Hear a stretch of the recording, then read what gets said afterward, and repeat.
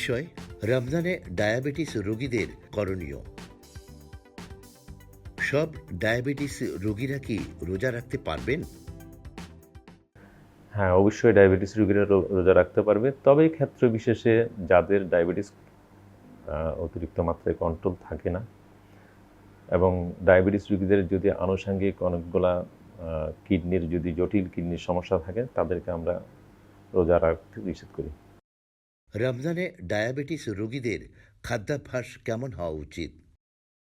Diabetes রোগীদের খাদ্যাভ্যাস সাধারণত আমরা ইফতারিতে প্রচুর পরিমাণে খাদ্য গ্রহণ করি।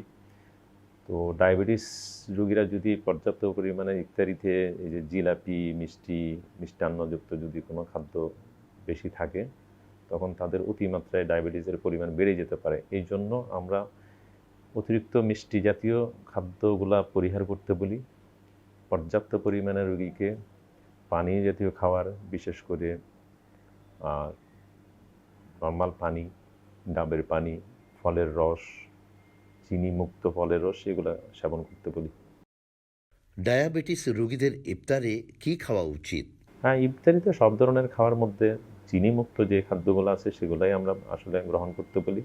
তার মধ্যে ডায়াবেটিস রোগীরা সারাদিন যখন উপোস থাকে সেই কারণে তাদেরকে আমরা খিচুড়ি খেতে পারে রোগীরা, ভাতও খেতে পারে, আর পর্যাপ্ত পরিমাণে ফল।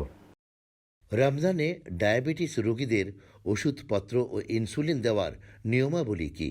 ডায়াবেটিস রোগীদের ওষুধপত্রের বিষয়ে ওরা 11 মাস ধরে যেই ওষুধপত্রগুলো কন্টিনিউ করে সেইগুলাকে আমরা ডাক্তাররা একটু মডিফাই করে দিই। আমরা সাধারণত সকালবেলার যেই ওষুধটা সেবন করে সেটাকে আমরা ইফতারের সময় নিয়ে আসি, আর সেহরির সময় যেই ওষুধটা সেবন করে সেটাকে আমরা মাত্রাটা কমিয়ে দিয়ে অর্ধেক মাত্রায় সেবন করার পরামর্শ দিই।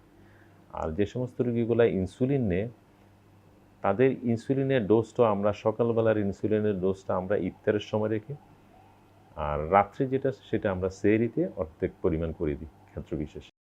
রমজানে ডায়াবেটিস রোগীরা কিভাবে ব্যায়াম করবে?